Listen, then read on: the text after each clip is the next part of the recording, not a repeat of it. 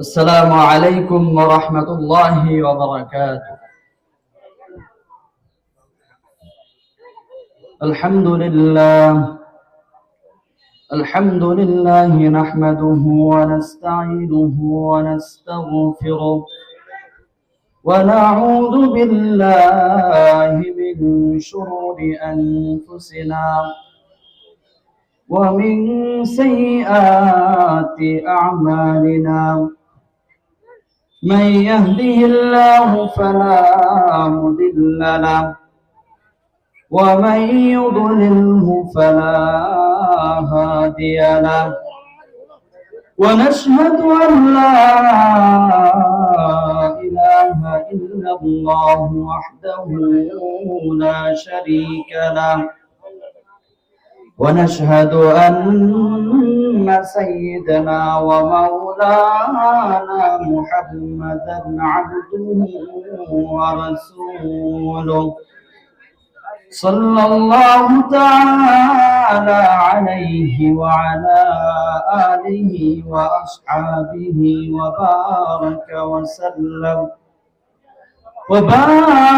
وسلم تسليما كثيرا وداعيا إلى الله بإذنه وسراجا منيرا. أما بعد فأعوذ بالله من الشيطان الرجيم. بسم الله الرحمن الرحيم. يا أيها الذين آمنوا استعينوا بالصبر والصلاة إن الله مع الصابرين.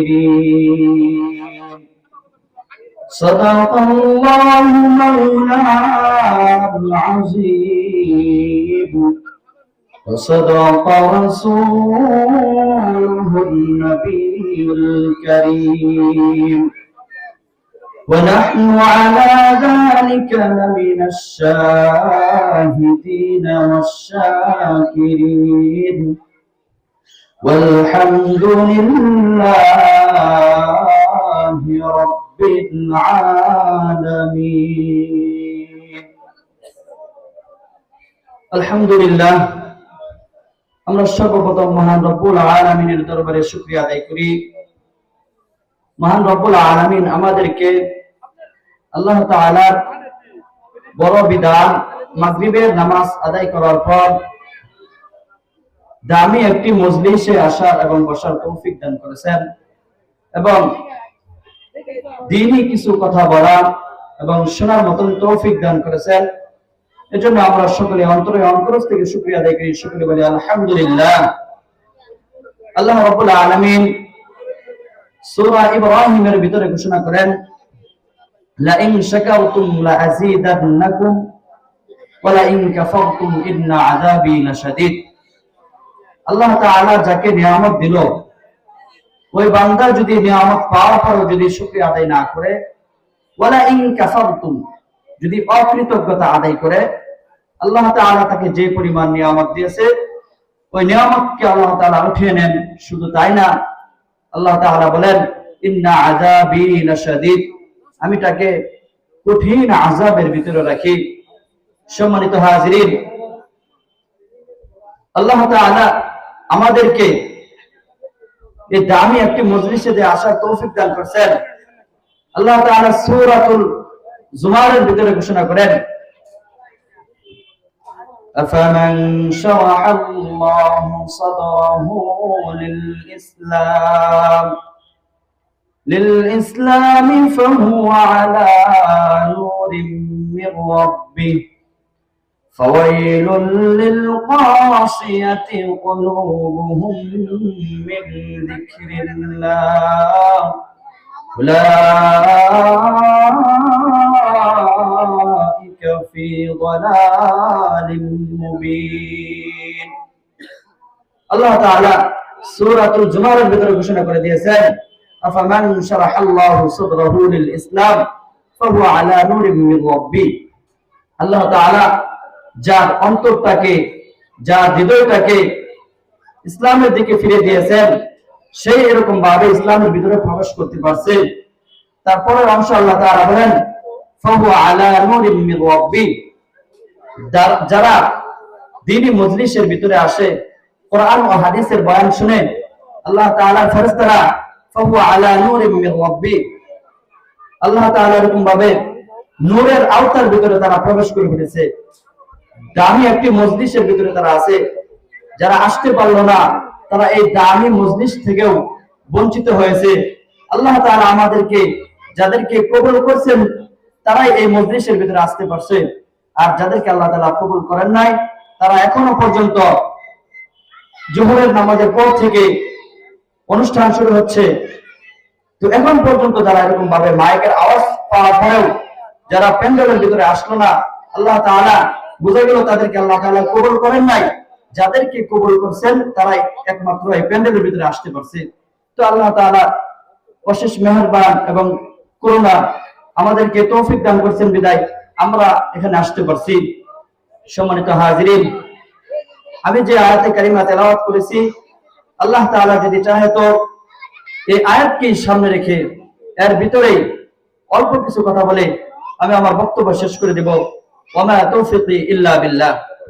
সম্মানিত হাজিরিন, আল্লাহ তাআলা কোরআনের ভিতরে ঘোষণা করে দিয়েছেন মুমিন বান্দাদের জন্য, যখনই তোমরা কোনো বিপদের ভিতরে পড়বে, তখন তোমরা হতাশা হবে না, ধৈর্য হারা হবে না।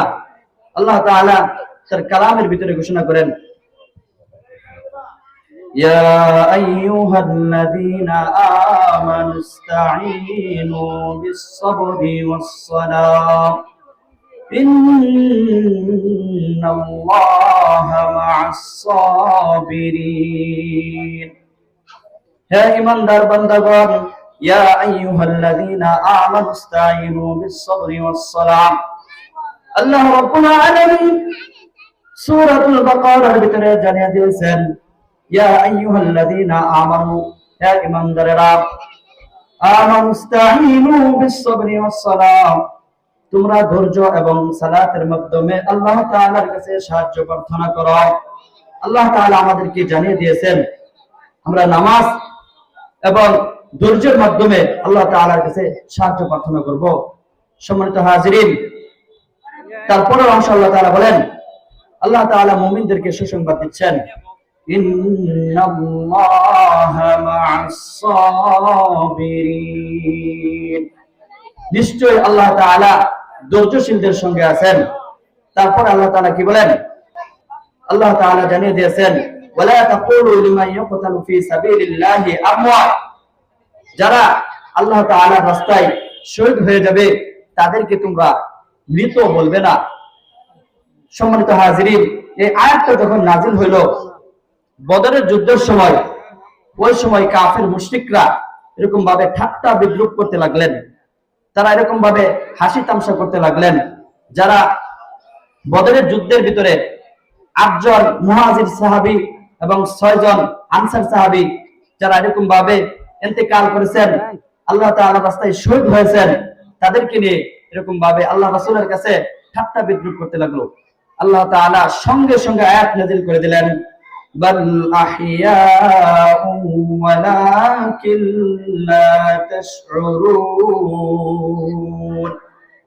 বরং যারা আল্লাহর রাস্তায় শহীদ হয়েছে তাদেরকে তোমরা মৃত বলো না, বাল আহইয়াউ ওয়ালাকিন লা তাশউরুন, বরং তারা জীবিত কিন্তু তোমরা অনুধাবন করতে পারো না।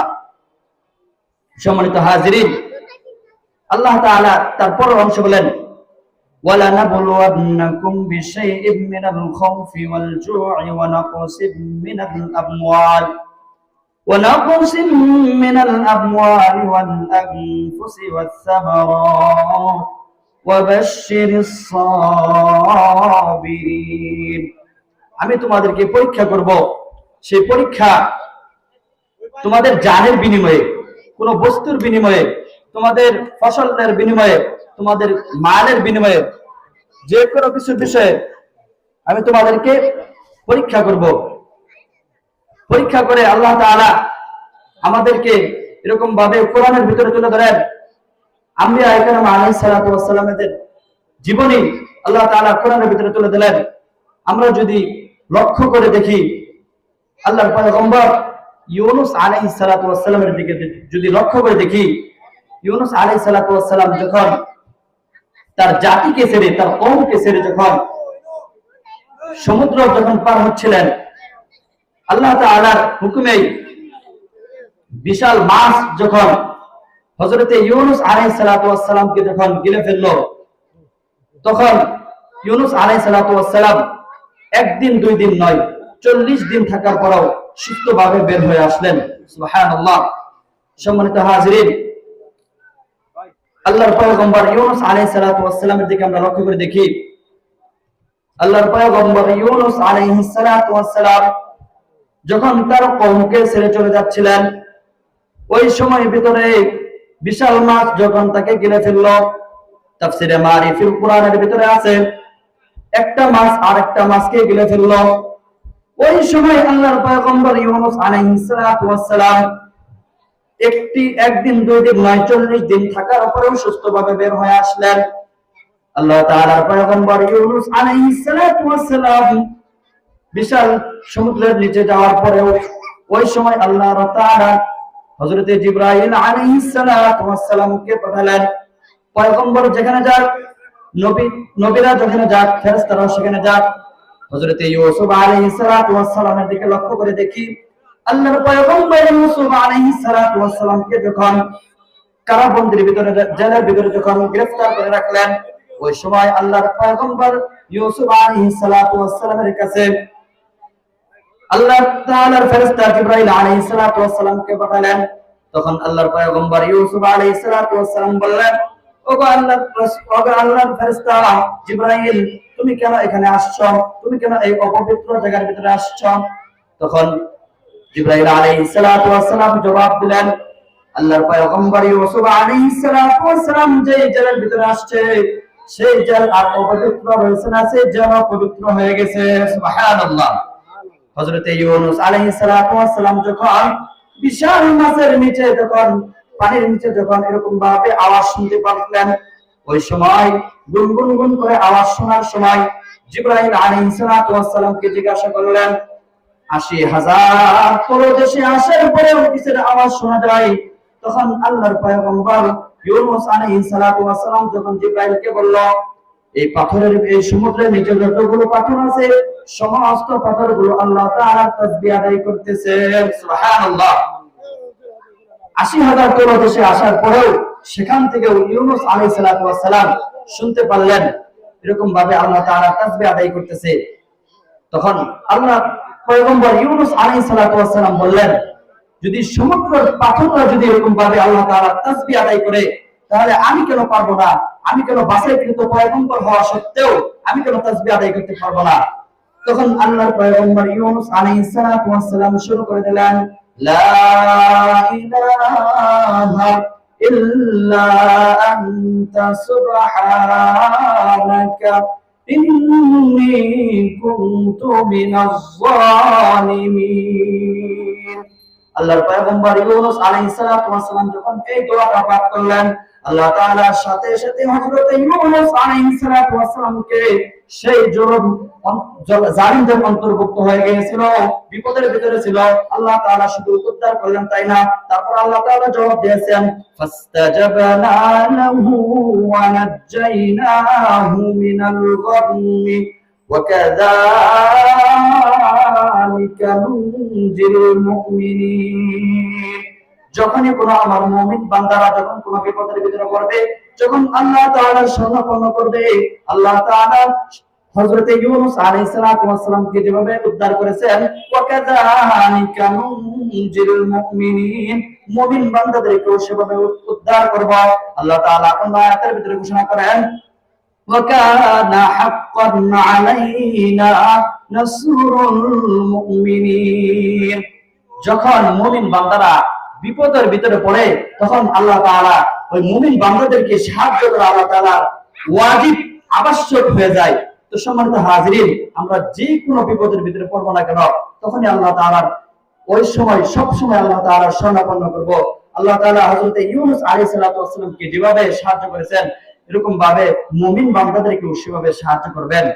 তো সম্মানিত হাজিরিন, আমরা যদি কোনো বিপদের ভিতরে পড়ি, আমরা যদি কোনো বিপদের সম্মুখীন হই, তাহলে আমরা ধৈর্য হারা হব না। আমরা যদি লক্ষ্য করে দেখি আল্লাহর পয়গম্বর ইব্রাহিম আলাইহিস সালাতু ওয়াস সালামের দিকে, আল্লাহর পয়গম্বর ইব্রাহিম আলাইহিস সালাতু ওয়াস সালামকে আল্লাহ তাআলা অনেকগুলো পরীক্ষা করেছেন। তার মধ্যে তিনটা বড় বড় পরীক্ষা করেছেন।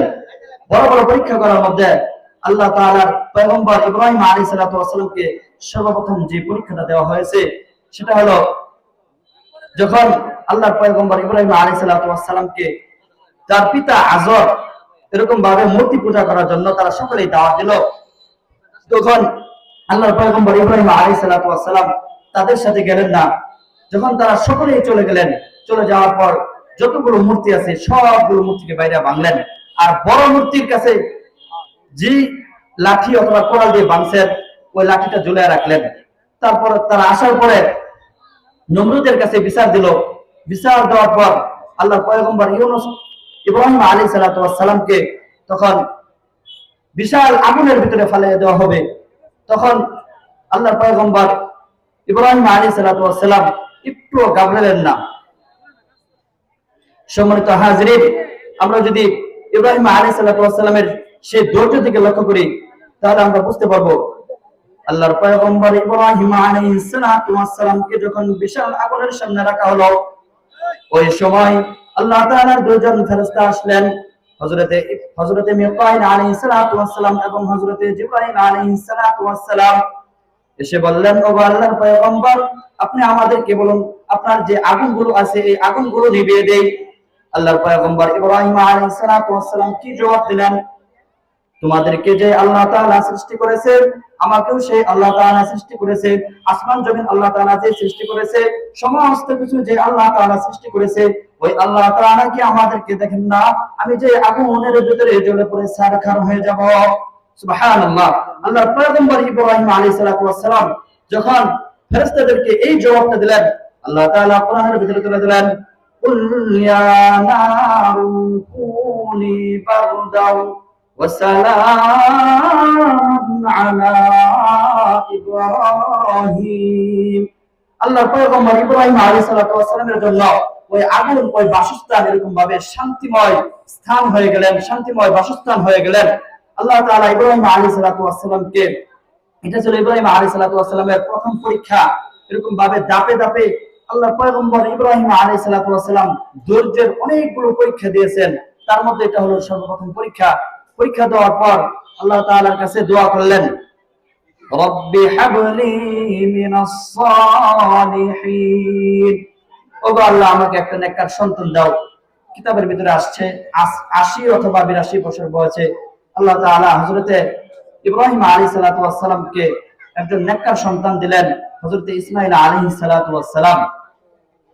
তো সন্তানের বয়স যখন 1 অথবা 2 বছর বয়স, ওই সময় আল্লাহ তাআলা হযরতে ইব্রাহিম আলাইহিস সালাতু ওয়াস সালামকে আরেকটা পরীক্ষা করলেন। আল্লাহ তাআলা হযরতে ইব্রাহিম আলাইহিস সালাতু ওয়াস সালামকে বললেন, তোমার বিবি হাজেরা আলাইহিস সালাতু ওয়াস সালাম এবং তোমার সন্তান ইসমাঈলকে নিয়ে বিশাল মরুভূমির ভিতরে রেখে আসো। তো আল্লাহ তাআলা যখন ইব্রাহিম আলাইহিস সালাতু ওয়াস সালামকে পরীক্ষা করছেন, তখন আল্লাহ তাআলা পয়গম্বর বুঝতে পারলেন আল্লাহ তাআলা আমাকে পরীক্ষা করতেছেন, ধৈর্যের পরীক্ষা করতেছেন। তো ওই সময় ইব্রাহিম আলাইহিস সালাতু ওয়াস সালাম তার ছেলে ইসমাঈল এবং হাজেরা আলাইহিস সালাতু ওয়াস সালামকে এরকম ভাবে মরুভূমির ভিতরে রেখে আসলেন। রেখে আসার পর তার আহলিয়া, তার স্ত্রী হাজেরা আলাইহিস সালাতু ওয়াস সালামকে আল্লাহর পয়গম্বর ইব্রাহিম আলাইহিস সালাতু ওয়াস সালামকে ডাক দিলেন। আল্লাহর পয়গম্বর ইব্রাহিম আলাইহিস সালাতু ওয়াস সালামকে একবার, দুইবার, তিনবার ডাক দেওয়ার পর চতুর্থ বেলায় আল্লাহর পয়গম্বর ইব্রাহিম আলাইহিস সালাতু ওয়াস সালামকে বললেন, আমি জানি আপনি আল্লাহর পয়গম্বর হওয়া সত্ত্বেও আপনি আমাদেরকে বিশাল মরুভূমির ভিতরে রেখে চলে যাচ্ছেন। যখন আমাদের পানি শেষ হয়ে যাবে, যখন আমাদের খাবার শেষ হয়ে যাবে, তখন আমাদের কাছে খাবার কে পৌঁছে দিবে? আল্লাহর পয়গম্বর ইব্রাহিম আলাইহিস সালাতু ওয়াস সালাম তখনও কোনো জবাব দিলেন না। আল্লাহর পয়গম্বর ইব্রাহিম আলাইহিস সালাতু ওয়াস সালামকে আল্লাহ তাআলা কোনো কিছু বলা নিষেধ করেছেন। তখন হাজরা আলাইহিস সালাতু ওয়াস সালাম বললেন, আল্লাহ তাআলার পক্ষ থেকে যদি হয়ে থাকে তাহলে আপনি আমাদেরকে রেখে চলে যেতে পারেন, কোনো অসুবিধা নাই। হাজরা আলাইহিস সালাতু ওয়াস সালাম এই কথা বলার পর হযরতে ইব্রাহিম আলাইহিস সালাতু ওয়াস সালাম আকাশের দিকে এরকম ভাবে ইশারা করে বলে দিলেন, আল্লাহ তাআলার পক্ষ থেকে এই সবগুলো করা হয়েছে। হযরতে ইব্রাহিম আলাইহিস সালাতু ওয়াস সালামকে দ্বিতীয় পরীক্ষার ভিতরে পাস করার পরে আল্লাহ তাআলা আবার আরেকটা পরীক্ষা নিলেন। কোরআনের ভিতরে আলোচনা চলে ধরেন, فَلَمَّا بَلَغَ مَعَهُ السَّعْيَ قَالَ يَا بُنَيَّ إِنِّي أَرَى فِي الْمَنَامِ أَنِّي أَذْبَحُكَ فَانظُرْ مَاذَا تَرَى قال يا أبت افعل ما تؤمر ستجدني إن شاء الله من الصابرين। হযরত ইব্রাহিম আলাইহিস সালাতু ওয়াস সালাম এবং ইসমাঈল আলাইহিস সালাতু ওয়াস সালাম যখন চলাফেরা করতে লাগলেন, ওই সময় আল্লাহ তাআলার আদেশ হলো ইব্রাহিম আলাইহিস সালাতু ওয়াস সালাম এবং ইসমাঈল আলাইহিস সালাতু ওয়াস সালামকে বলল, তার ছেলেকে ইসমাঈলকে বলল, আমি তোমাকে স্বপ্নের ভিতরে জবাই করেছি। আল্লাহ তাআলা আমাকে স্বপ্নের ভিতরে আদেশ করলেন, যেরকম বাপ তেরকমই ছেলে। তখন ইসমাঈল আলাইহিস সালাতু ওয়াস সালাম কি জবাবটা দিলেন তার পিতাকে? হযরত ইসমাঈল আলাইহিস সালাতু ওয়াস সালাম জানতেন না তিনি যে এরকম ভাবে তাকে জবাই করা হলে সে যে মারা যাবে না, এটা কিন্তু তিনি জানতেন না। তিনিও তো আল্লাহর পয়গম্বর হবেন। তো হযরত ইসমাঈল আলাইহিস সালাতু ওয়াস সালাম তার পিতাকে বললেন, ফালাম্মা বালাগা মা'হু আস-সা'য়া ক্বালা ইয়া বুনাইয়া ইন্নী আরা ফিল মানামি আন্নী আযবাহুকা ফানজুর মাযা তারা ক্বালা ইয়া আবাতি ইফআল মা তু'মার। আপনাকে যে আদেশ দেওয়া হয়েছে, যে কাজের হুকুম দেওয়া হয়েছে, আপনি এখনই সেই কাজের হুকুম পালন করেন। তারপর তার ছেলে কি জবাব দিলেন? সাতাজিদুনি